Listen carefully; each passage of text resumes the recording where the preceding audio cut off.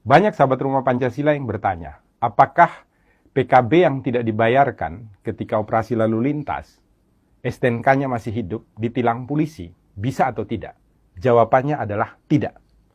Kalau ada polisi lalu lintas yang melakukan penilangan, maka polisi lalu lintas itu bisa dilaporkan tindak pidana pasal 333 KUHP, merampas kemerdekaan seseorang, karena tidak ada dasar hukumnya.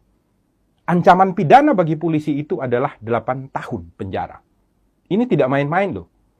Tolong, ketika Anda ditilang karena PKB-nya tidak bayar, Anda tunjukkan video ini supaya dipahami oleh polisi lalu lintas di seluruh negara Republik Indonesia, supaya tidak terjadi lagi pelanggaran hukum. Nah, saya jelaskan sekarang dasar hukumnya. Pertama, kita mulai dari STNK. STNK ini selalu ada 2 lembar.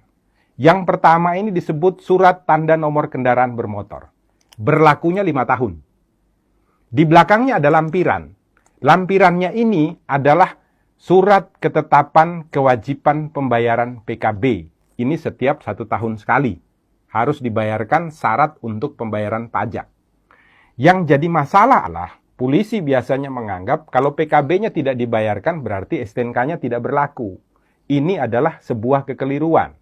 Kenapa demikian? Dasar hukumnya begini, biasanya dipakai polisi adalah pasal 288 ayat 1 untuk melakukan penilangan ketika PKB-nya belum dibayarkan. Nah, 288 ayat 1 itu menyatakan setiap orang yang tidak mampu untuk menunjukkan surat tanda nomor kendaraan bermotor atau surat tanda coba kendaraan bermotor yang ditetapkan di dalam pasal 106 ayat 5 huruf A.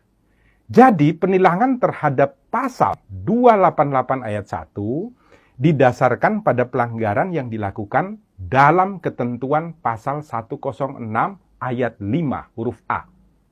Bukan pasal 70.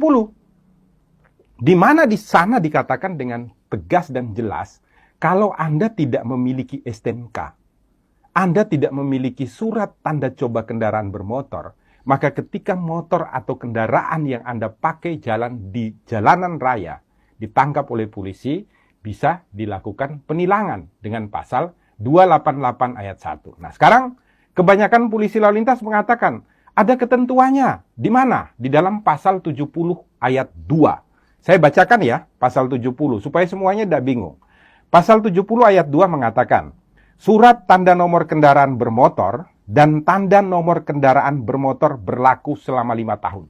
Garis bawahi dulu, berlaku selama 5 tahun.